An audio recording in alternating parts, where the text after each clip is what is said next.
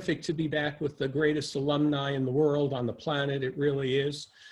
Patricia sends her greetings too. She's in the room next door watching, but just sent me a little note that said, and you're cute too. So I don't know about that, but it's so good to be with everybody here. You know, who would have thought that, you know, after serving our great university for about 20 years, I'd, you know, have to revert a little bit to my roots in public health and epidemiology. But I wanted to share with you some real basic information to start. And then I hope that the most fun part of this Zoom conference will be your questions, engaging with you about any topic whatsoever, athletics, the university, you know, what's likely to happen in the United States in the winter and all that. And hopefully in the meantime, you can enjoy part of my memorabilia in the background in my home office. But so here we go. Let me start by reminding everyone that a virus is the most primordial living thing above the plant kingdom. It's far more rudimentary than a bacterium even. Most viruses have only RNA. There are some that have DNA as well. They're far smaller than bacteria. And two other very important differentiators.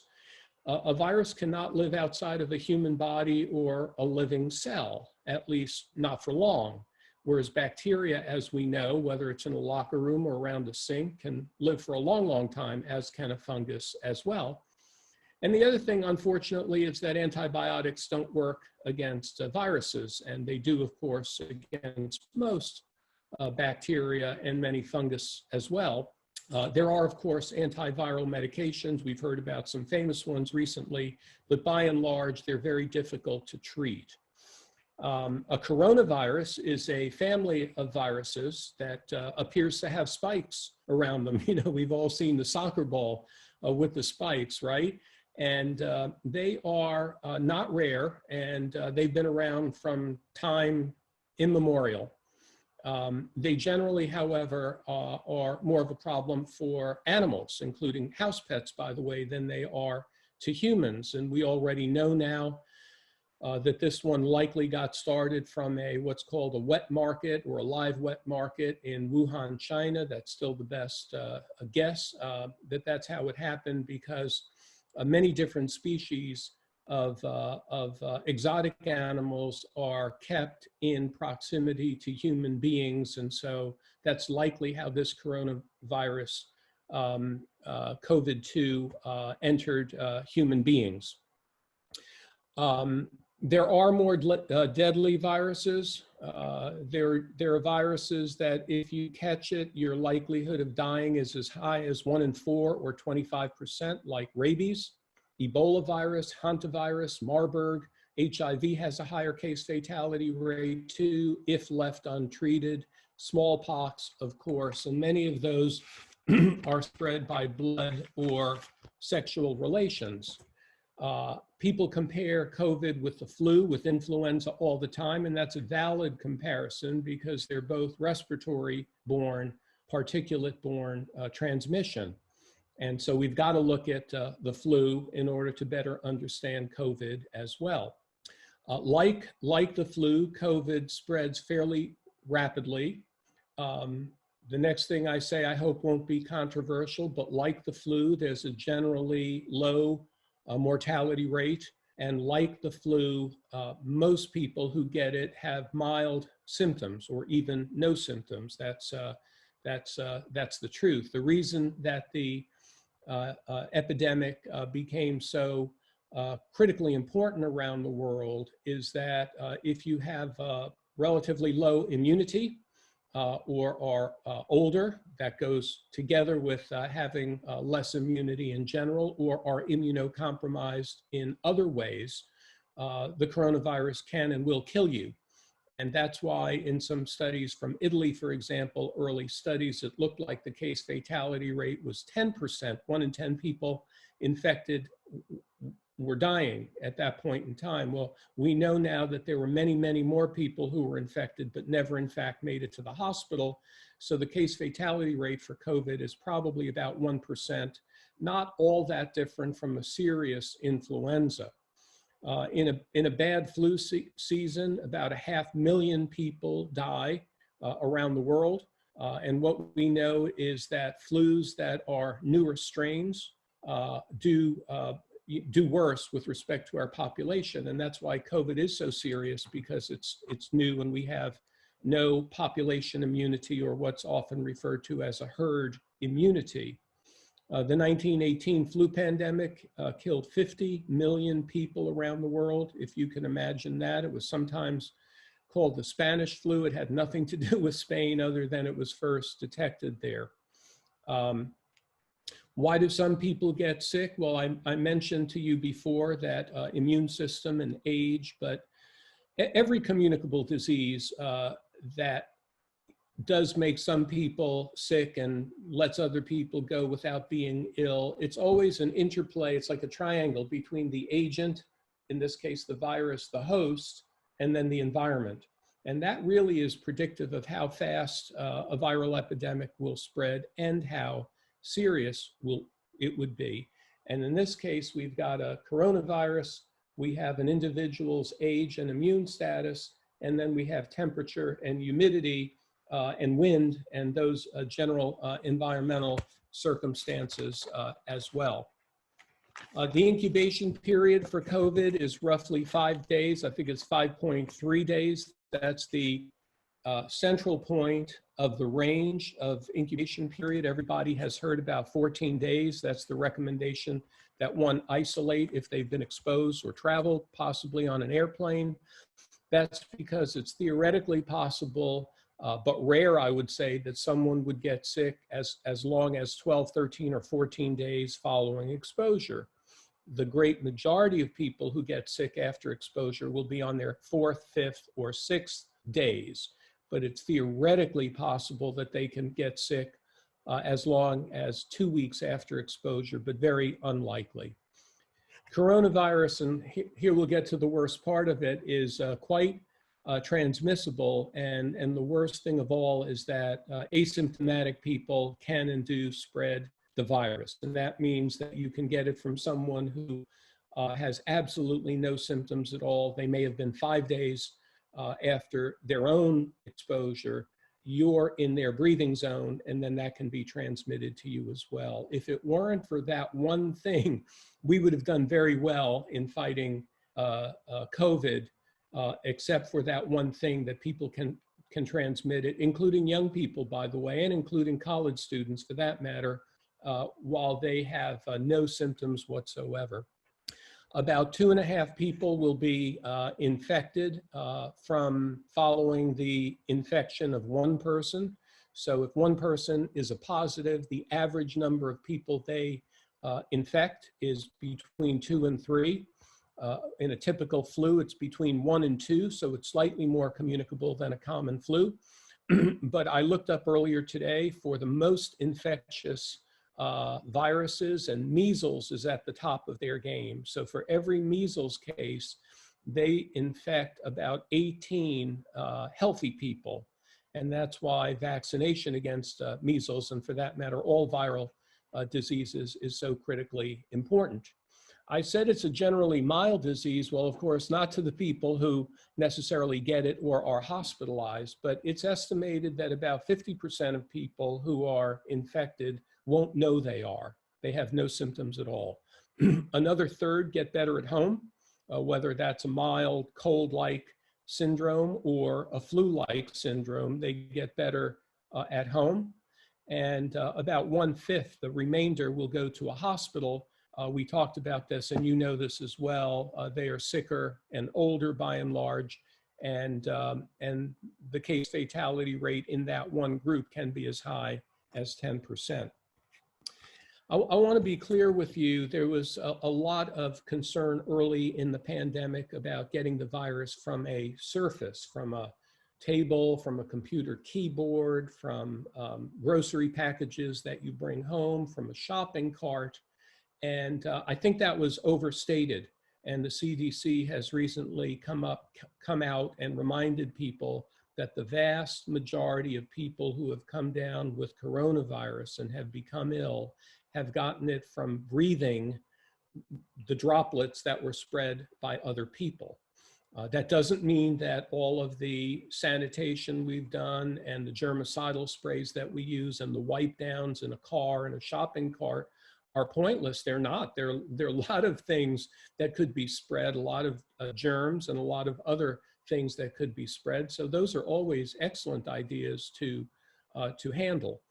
But the early studies that came out, and I think you may remember them, that said that on copper, on copper, it can live, the COVID can live for about a day, and on other surfaces, cardboard, I think it was about 2 days, and on plastic, 3 days or 72 hours.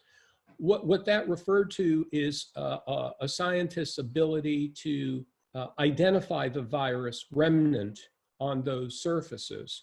Often they would have been broken parts of the virus, even intact parts, but nobody really knew that that would be in sufficient quantity to make somebody else sick.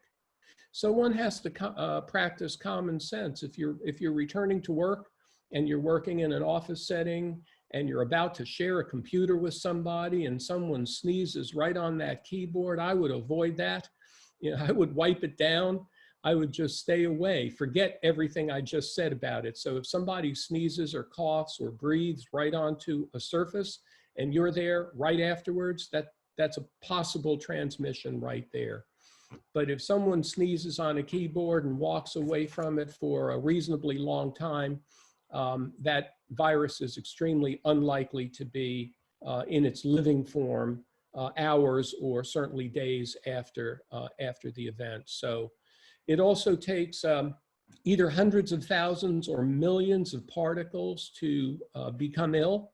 So it's not a virus. This is not like a gaseous explosion where, if you breathe a little bit of it, or anthrax, where you get a little bit of anthrax on a piece of paper and you inhale it, you could die immediately. We're talking about probably millions of particles to infect somebody.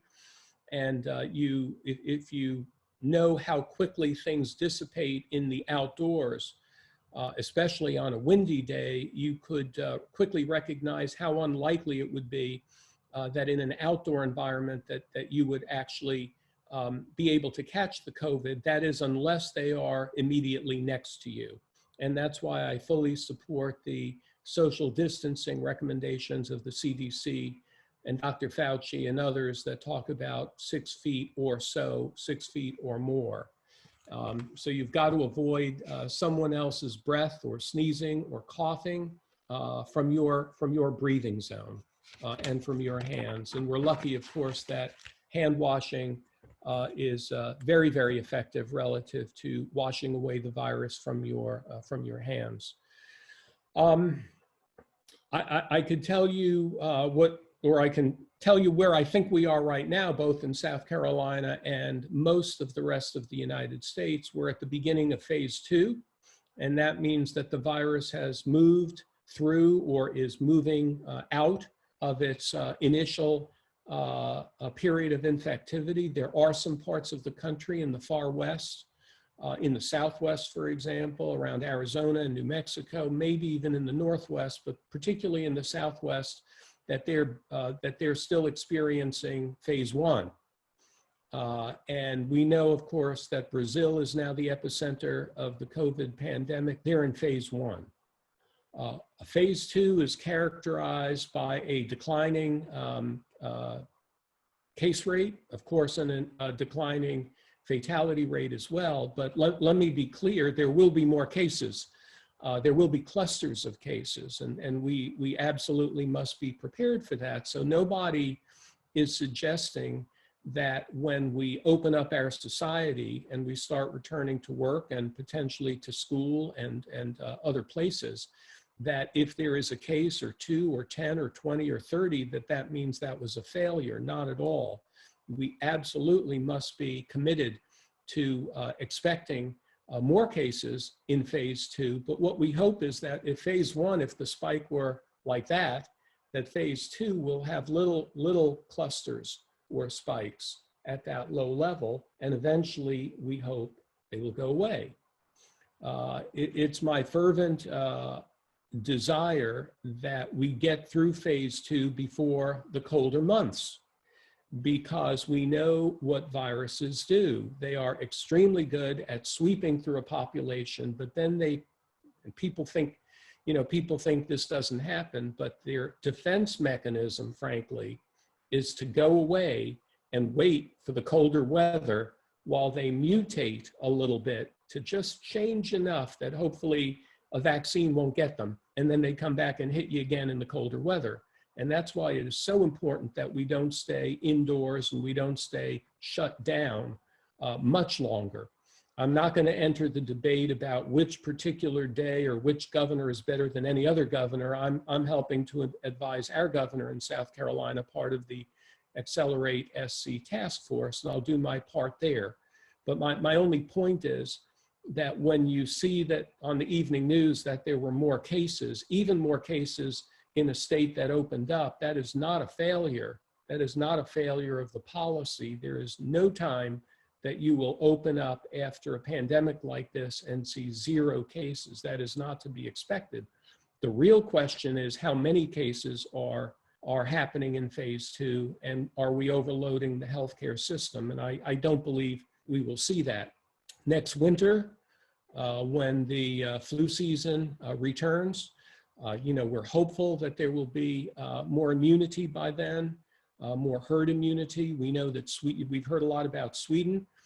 I like the Swedish approach, because although they did have their share of cases and their share of deaths, especially in nursing homes, they're about 30% herd immunity right now, and the US is about 2% herd immunity. If you could do a seroprevalence study of 300 million Americans, you'd probably find that only about 2% or thereabout have had the illness or have antibodies to the illness.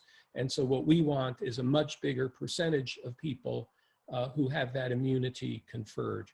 And so we need to have that. I know that President Kaslan and our university leaders have decided to send our students home at Thanksgiving, right before Thanksgiving. I think that's a great idea because you don't want 50,000 young people spreading out all over the country, all over the world, all over the state, and then coming back right at the beginning of a flu season as it begins to turn colder.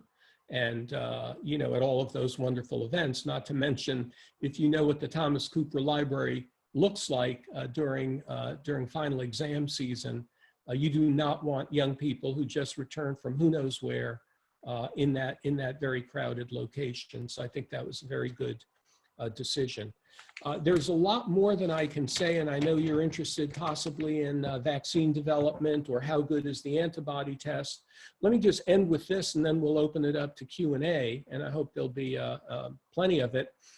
Patricia and I returned from Ireland on Mother's Day. That would be 2 weeks ago Sunday. Just a little anecdotal story. Ireland took a much stricter lockdown approach, like many other European countries, although not England. And, we were allowed to roam no more than 2 kilometers from our home. Phase 2 was 5 kilometers, phase 3, 20 kilometers from your home, with more businesses opening up. On our way to the airport the night before our trip, we were stopped 3 separate times by Irish police officers at these wonderful intersections marked by traffic circles, very polite, very professionally asking us where we were going and why. And when we told them we had a flight out of Dublin the following morning, they wished us well, said, stay safe and you're on your way. The hotel was open only to travelers. You needed a boarding pass to check into your hotel. The airport in Dublin was, I was going to say a morgue, but that's a bad metaphor. I think for this particular thing, it was quiet, and the plane, which was a 280-seat large Airbus jet, there were only 6 of us on the plane. The planes go, by the way, because of the cargo. There's a lot of cargo traffic that goes back and forth every day. We got to Boston. Boston was quiet but buzzing. We got on our flight to Charlotte, and it was packed. Over 90 people on a much smaller plane. There was no way that the middle seat could have been protected. So unless the government tells airlines to keep the middle seat free, they're gonna pack them in if they can sell the tickets. And then we got to the Charlotte Douglas Airport, and you would have thought it was the 4th of July weekend. Well, it was Mother's Day weekend. You could not have stayed 6 feet away from people if you tried. So Patricia and I had masks on. I'd say most of the people on the plane did. Most of the people in the airport did, but that is changing very, very quickly in the United States in particular as we crave reopening. My final comment is I'm extremely sensitive about the economic impact on small businesses, on workers, on people who earn less money, people who don't have benefits, people who have just been home during this crisis. So I'm very eager to see South Carolina and our nation open, but open carefully, open, sensitive to the right way to do it. And let's conquer this thing before the weather turns cold again. So Erin, I think I'll pause there and hope I didn't take too long, but freely available to answer anything that comes up. That was perfect. Thank you. We've already got a good list of questions going, so I'll just start reading those off to you. We can make sure we get to as many as possible. So the first one says, I've had trouble finding studies that show asymptomatic individuals can spread the virus. Can you explain the evidence behind this concept?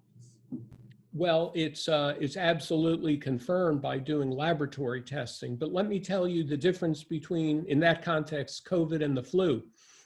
You breathe in the flu, you start incubating in the URI, upper respiratory tract, and then a day or two later, it gets into the lungs. You're feeling, like you want to die if you have a bad flu. You get to a doctor, hopefully you get better. COVID, unfortunately, spends a longer time in the upper respiratory tract, in the mouth, in the throat, and in the what's called the nasopharynx. All the time incubating, reproducing, growing. You can get somebody sick before the virus has a sufficient what's called load. And when it does, it descends quickly into the lungs and bam, if you're really sick, you're on a ventilator and in a hospital. And that's the dark part of COVID, that it catches you for quite a few days. You don't know you've got it. You're able to transmit it. If you do get sick, you get sick very, very quickly. And you go from, I'm feeling great, to I can't breathe. Flu, a day or two of a cold, feeling worse, the fever, the cough, I can't go to work, let me call the doctor. And eventually, it also, by the way, has a high fatality rate, as I said. So absolutely, asymptomatic spread is the most dangerous thing about COVID. Great, thank you. It looks like we have several questions about mask use, the proper way to use them, who should be wearing them, and in what situations. It's very difficult, no right answer. So let me quickly say, you're asking an expert, but I think if you're going shopping, for example, at Trader Joe's or Publix, wherever you go shopping, and out of respect for the checkout person and the bagger, if you have baggers, they are going to encounter hundreds of people a day, thousands of people a week. They look at me with fear in their eyes. They're nice people, but they view me as a possible spreader. And so I'll wear a mask at that point to make them feel better. It's like saying, I care about you. I know I'm healthy. I've been tested, but you don't know that. So let me just respect your work by wearing a mask. So that's how I would defend mask wearing in general. Also, if you are an asymptomatic carrier, if you will, of COVID, wouldn't it be better to know that your sneeze, your cough, and even your breathing is going into a mask? It won't prevent all of it from getting out. It will not. I can give you this example. You can hear through a mask, right? You can smell. if you're wearing the mask. So by definition, oxygen is getting in the mask. Oxygen inclusive of virus can be getting through the mask. But I think nobody can argue that if you've got large droplets heading toward you, it's going to keep some of them out. And for that reason, it's the prudent and cautious thing to do. I know it's going to happen as we get further into the warmer weather. Fewer and fewer people will wear masks. Now, if you're a healthcare worker or you're working elbow to elbow in a factory with other people, keep wearing the mask. And in terms of the people listening on this call, use your judgment, but be sensitive to those people who are serving us every day, who have no choice but to be encountering many, many people. So wear the mask for them at least, if not for yourself. Thank you. And we had a follow-up to that as well, the difference between a mask or a face shield. Well, you know, on the plane on our American Airlines flight, there were some flight attendants who had both. You know, the face shield covers a bigger area, and of course it is even more resistant, if you will, to droplet spread. On the other hand, the face shield has an opening on the bottom. Everybody's got to breathe. So, you know, it's like, you know, our motto is while I breathe, I hope in South Carolina. Well, you know, with COVID, it's while I breathe, I incur risk. And so I'm not an expert in that. I think probably if it were a parent of mine in a nursing home, for example, I'm very concerned about people in institutions like that. I do not think they should be coming out yet. I think that should be like phase 7 when they do. I think anyone going into a nursing home, it should be under vital, urgent, on an urgent need basis. We need to protect our elderly people. And but if, for example, you were going to bring an elderly parent out of a nursing home to visit you at home in the backyard one day, I would get them the best masking protection I could possibly have for them, because they are really vulnerable. All right, the next question says, from your perspective as a former university president, what strategies or experiences will be important for institutions to implement to assist students with building community and a sense of belonging, given the challenge of doing so with respect to social distancing? Right. Well, that's an excellent question, because it wasn't posed in from the point of what can you do to keep them and others safe. It was what can you do to not lose out on the college experience, if you will. And first of all, let me say that universities pose among the hardest challenges. We are nothing if not investors in closeness. Everything about the college experience encourages closeness, closeness between friends, closeness between students and faculty, closeness between staff and faculty, closeness between the president and students. And so here we are saying, 6 feet away, please. And but we have to do it that way and not lose the best part of collegiate life. I know that President Kaslan, he's consulted with me. We've talked about things. They've got emerging plans.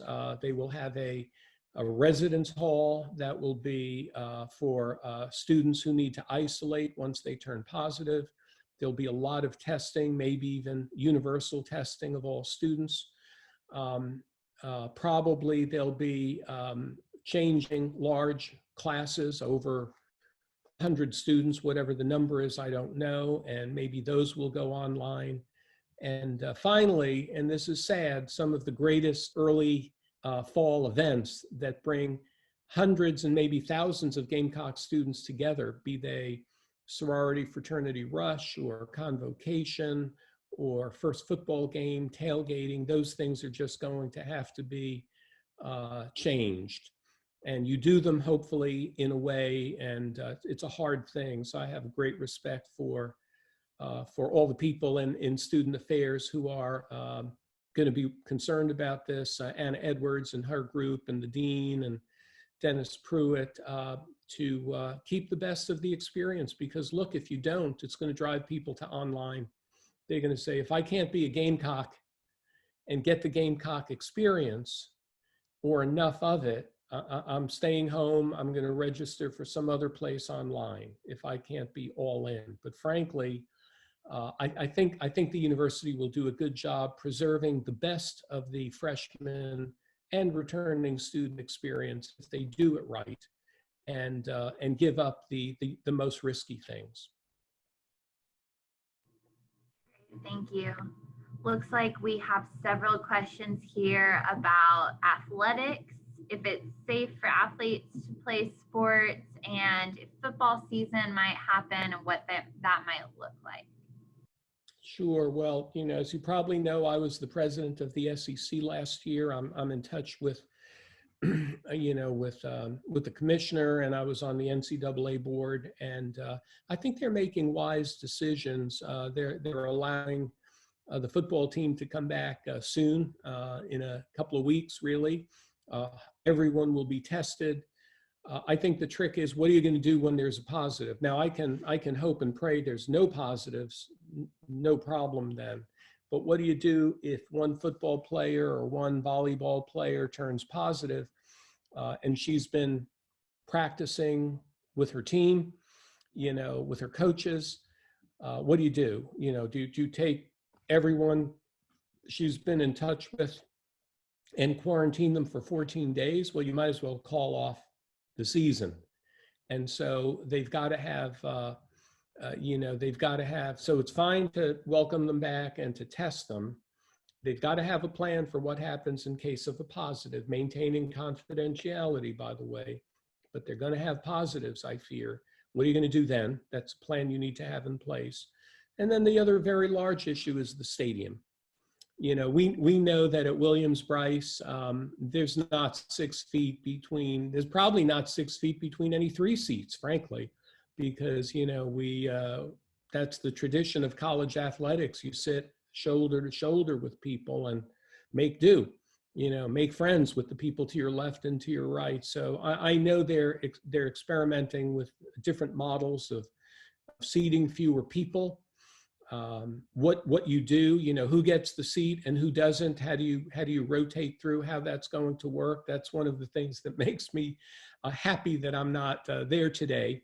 No, I'm joking about that. I have great respect for Ray Tanner and the people, but I think to me, that's almost a bigger issue than the players right now, because the players will be well tested, isolated, taken care of as needed. They'll have far more testing than other students will. I do worry about opening up the stadium, but look, we're a ways away till late August, opening day, Coastal Carolina.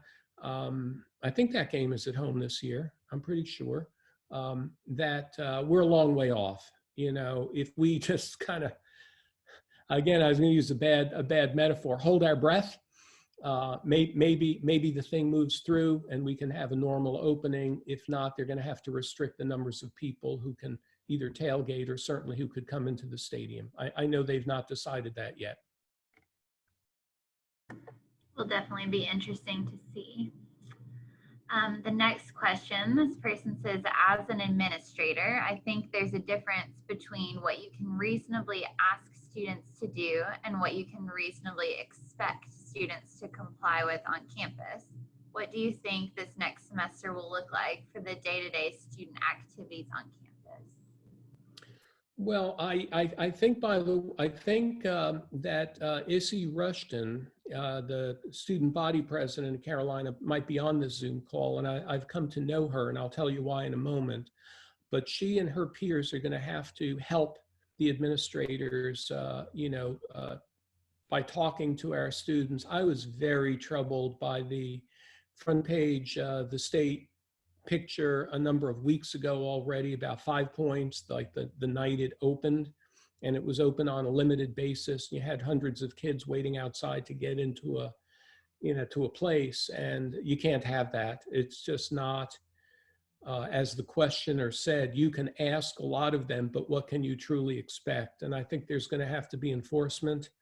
I'm not talking about punishment. Punishment doesn't work that well, but enforcement, people who are counting as they go in. It's just a truism of the world that young people don't feel vulnerable in a general way. And then with COVID, the legend of COVID doesn't affect young people has gotten out there too. So I walked on the beach yesterday, and I could tell you there's not a lot of, but there's no paranoia that I could tell. Of course, there are the people who didn't come out, and there's not a lot of concern.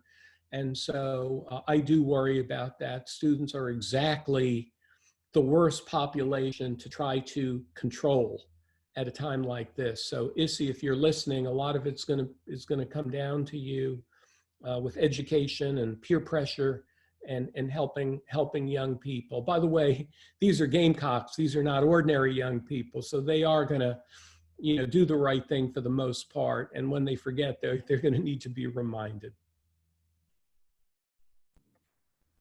All right, the next question, we've had a few people ask, what are some reliable sources that they can review for accurate information on COVID-19? Mm-hmm. I'm not sure really. I read a lot, and then, the first thing is listen to scientists by and large. There's a lot of villainous information out there, and many quarters are to blame for it. You want to listen to scientists. The CDC is a good place to start, but they also often bring things down to the lowest common denominator, and sometimes you want to know more than that, not just the basic rules, but I want to know more about what's happening on the moment. And maybe I'll work with you, Aaron, to put out a couple of those sources after the conference and let you know. I did forget one thing, and I mentioned our student body president, by the way, who is, you wouldn't know by speaking with her, but she's Australian, and she can speak American just like the best of us, or the worst of us. But I'll tell you that she helped to recruit a lot of student volunteers to work with DHEC as contact tracers. And let me say a word about this, because phase 2 is, we mentioned the fact that there'll be new cases. I don't know if everybody knows this, and I'm certain not everyone will like it, but your smartphone will, based on its GPS, I was looking for mine, but you all know what they look like, will be able to know if someone is infected and turns positive, if their phone was in proximity to yours. You don't have to know them. Could have been someone at the supermarket, could have been someone you passed, could be someone you're with. The health department will know about that possibly before you do, especially if you don't know them. And what the tracing apparatus does, it can geocode where you were relative to the person who turned positive, who was tested. It will calculate how far away you were from them and for how long you were, what distance away from them. And there'll be an algorithm that is calculated indicating that potentially you need to get tested and isolate. That is science fiction, if you think of it one way. I mean, that's something that Ray Bradbury would have written about in the 1950s and 60s, and yet it's right here with us. The problem is, it's very big brother, big sister. And the fact that Google and Apple have been working on these technologies scares people a great deal. Well, if they can do that, you mean they know where I am all the time? And my answer is yes, they do. And if you have your smartphone with you, they know who you're with as well. And that's just a way of life. That's true. But I worry that states like South Carolina, with their great streak of independence, and I admire that by and large, will make people suspect about being traced. And that will make the work of our Gamecock volunteers and all of the other DHEC tracers that much more difficult. In the old days, when I was in grad school, I can remember reading about the outbreaks, for example, of syphilis in the southern United States, and there would be health department workers who would actually go knock on doors and tell people, you've been a partner to somebody who has this disease, you need to come in and get treated. Eventually it went to telephone, and now it's moving online. So we really need to support the effort of what's called contact management. That's the only way to quell the pandemic, so that when you do get a cluster, the cluster doesn't become a big spike, but it continues to go down. So another popular question regards vaccines. So there are some about what are your expectations regarding vaccine development, and do you think it's possible to have a reliable vaccine sometime in the near future? I hope so. Everyone's read about the Oxford attempt and from the Edward Jenner laboratory at Oxford, but realistically, I would say next May 21, March, April, May, June would be quick. Next winter would be average. And this winter, 2019, would be unprecedented, but there is a shot for it.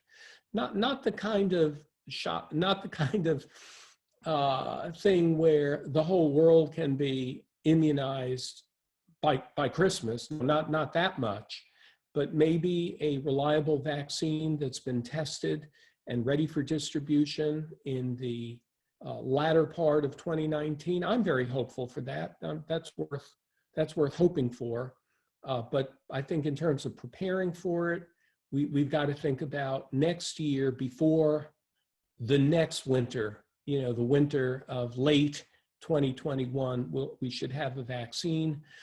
And also all of the studies I've seen about the mutating of COVID indicates that these mutations are small enough maybe to be insignificant.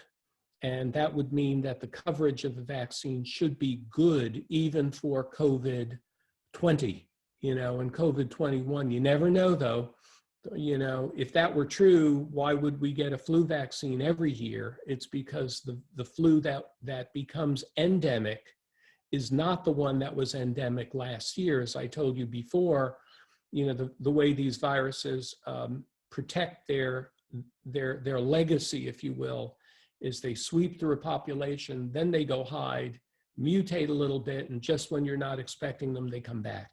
And so and by the way, I hope this helps dispel the anti-vax sentiment. Not completely, I'm all for doubting and questioning and confirmation, but there had been a big move.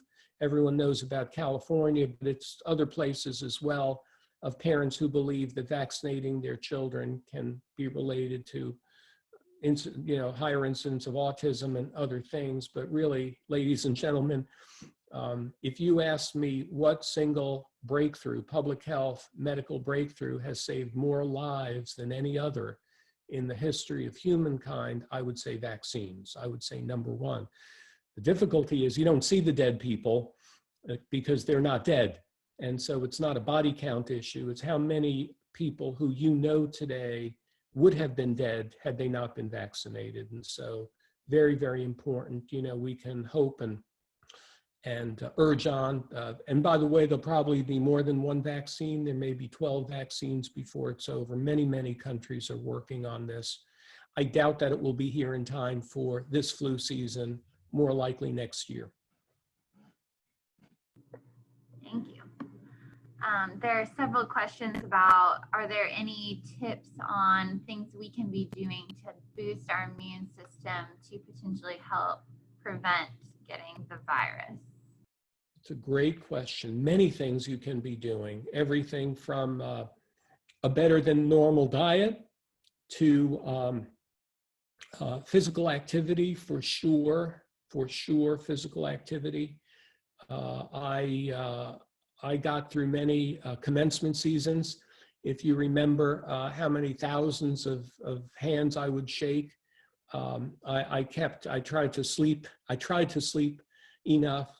I tried to work out and walk in the fresh air as much as I could. And you try to eat the immune with the great plant-based, green leafy vegetable. I don't need to tell this sophisticated group what good food groups are. And then if you want to supplement, I'm not a clinical expert in there. There certainly are immune boosting herbal remedies and even pharmacological. I happen to believe in vitamin C. Anecdotally, I've seen that it helps me, but I tend to cycle it. So I'll take it for 3 weeks at a time, maybe go off it for a week, 3 weeks at a time. And then of course there are the B and the D vitamins as well, and sunshine. So, you know, you probably, if you're 60 years old, you're not going to get the immune, the immune status of a 20-year-old.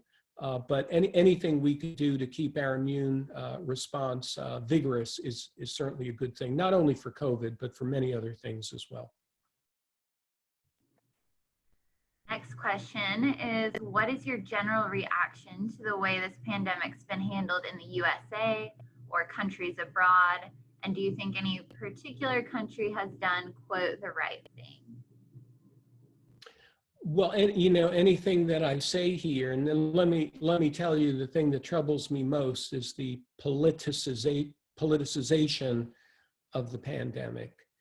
I think the best countries are countries where the scientists were out front, and the politicians in the back row.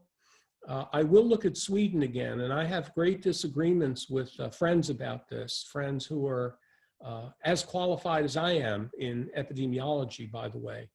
And, you know, they have a more compliant population than we do in the United States. We just don't like to be restricted. We just don't like to be told what to do. Now, if you frighten us enough, we'll do it. And if it's about our children and grandchildren, we will do it. But we just don't like that. Whereas in Sweden, they never went on a lockdown. They did social distance very, very firmly in restaurants, in cafes, in bars, in athletic things. And, you know, the country didn't shut down ever, totally. It was changed. Great economic distress in Sweden as well, you can imagine, because everything had to change. But the people were, you know, were obedient. And now, if they have to do that for a full year, they'll continue doing it because, you know, the schools have been open. And so I like that approach, even though many people would disagree with me, and that's totally fine. You know, I think our governor now putting together a wide ranging task force is listening carefully. He certainly has the, you know, best intent of the citizenry. You know, I'm not going to get into the, you know, the federal response. I think it's known that had we taken measures sooner, we would have saved lives and illness, you know, there's no doubt about that. But I really don't belong to one camp or the other. I think there are people with, you know, with firmly held beliefs on both sides of the spectrum, and I like to pick and choose the ones that I think are most meaningful and scientifically defensible. You've mentioned a bit about the fall semester and the adapted schedule. Some people are just having some questions about what semesters past the fall might look like. Do you think there will be more semesters where we have adapted schedules or more virtual instruction? Well, let me start with the spring then, the spring semester, and then I'll come back to the fall. I mean, you know, all in my mind, people don't like to hear me say this, but if we have a secondary outbreak next winter, or a complicated flu and COVID outbreak next winter, or worse yet, another emerging virus that jumps from an animal to a human in a wet market or wherever. And by the way, I'm very actively involved in helping protest the wet market. I believe that the United Nations must have a vote on this. We have to ban those markets. This is not about being negative about any ethnic group. That's simply a place where viruses like SARS and COVID now, and no doubt others, have jumped from animal to human. We do not want that happening. We have to be very strict about that, about preventing that. And I'm not an expert to know if they have been closed, but I worry that they have not, or that they will be allowed to open again. And so that scares me. That's also what Dr. Anthony Fauci said when asked what keeps you up at night. He says next winter, the likelihood of a bad winter outbreak or even a new emerging virus when COVID isn't yet done doing what it does on our planet. And but if we're lucky and that doesn't happen, I think the spring will be pretty much back to normal. But like you've heard the word new normal or next normal, there will be some permanent changes here. I think in how colleges look at residential life, with how many students are put in one room or in one suite, that will be a long-term trend to look at. The size of classes, the hugging that we know all Gamecocks like to do, and all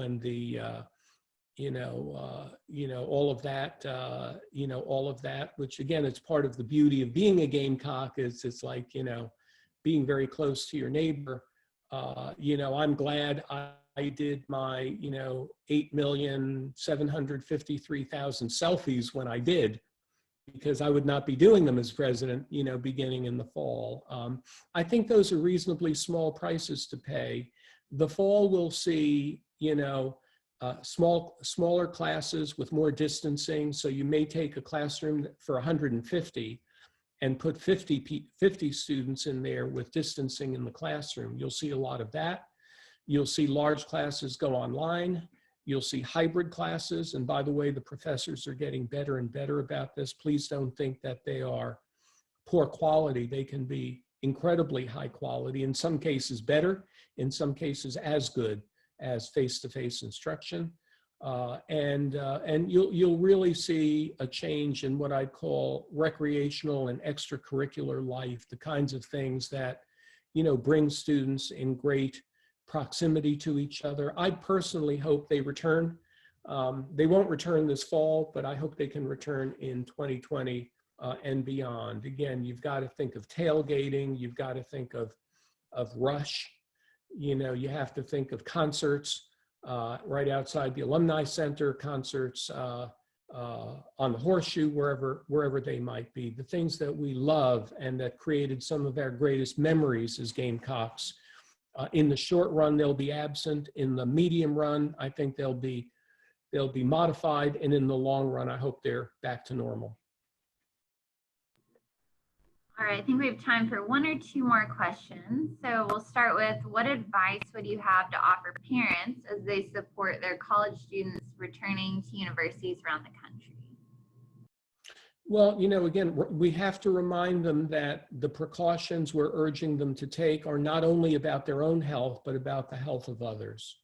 So if a 21-year-old co-ed does not take good precautions and gets infected, she's probably right in saying, mom or dad, not even going to get sick probably. And if I do, it'll be a cold. I'm not that worried about it. But what I would tell that young lady is, what about the professor in your room? What about the janitors who take care of your building, or the people who serve you your food, or your friends who might be sick?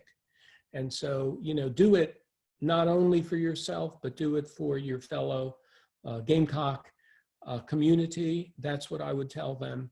And then beyond that, I would definitely remind them that it's the breathing zone of every other human being they want to avoid.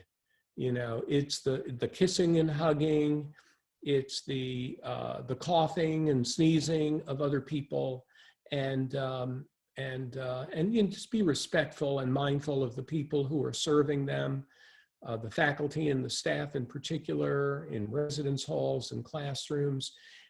Even though you're healthy, they may not know that, so give them some space so they don't have to worry about you, about whether you're a young student carrier. And then if you're really thinking about the 5 points life, and there is some semblance of beginning of normalcy there, respect the rules. The block parties, they're just not the right thing to do early in the fall semester. Maybe we get back to it in 2020, and then there you have it. And football, that's in Ray Tanner's court to see what the student section will be like. But, you know, can we live with a modified sandstorm event, you know, as we crush every team that comes to Williams-Brice Stadium? You know, hey, if the Gamecocks are winning and there are fewer of us in the stadium, I'll go away from there happy. And I hope the students will too. All right, we'll end on a fun one. People want to know how retired life has been treating you.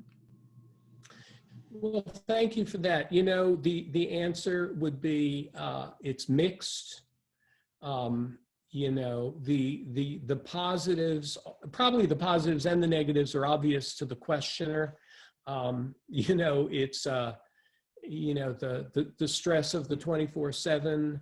I've found it more possible to eat healthier. I've dropped a few pounds. I think I've reduced my blood pressure medication a little bit. I've enjoyed the outdoors more. I've started to spend more time with my family before the pandemic anyway. You know, I've reminded myself how much I like to, you know, wash and wax my Corvette Stingray. I don't think I did that for a decade or so. And on the negative side, I knew I would miss university life. I miss the students terribly, the alumni.